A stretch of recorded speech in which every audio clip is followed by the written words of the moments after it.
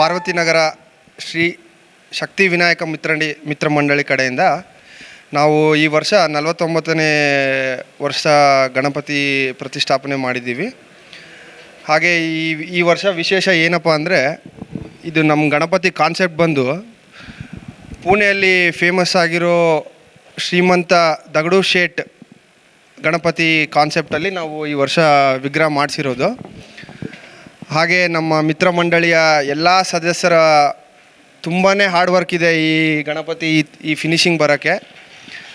ಹಾಗೆ ನಾವು ಈ 30th ಶನಿವಾರ ಅನ್ನ ಸಂತರ್ಪಣೆ ಕಾರ್ಯಕ್ರಮ ಇಟ್ಕೊಂಡಿದ್ದೀವಿ. ಸೊ ಭಕ್ತರಲ್ಲಿ ವಿನಂತಿ, ಎಲ್ಲರೂ ಬಂದು ಪ್ರಸಾದ ತೊಗೊಂಡು ಹಾರೈಸಬೇಕಂತ ವಿನಂತಿ.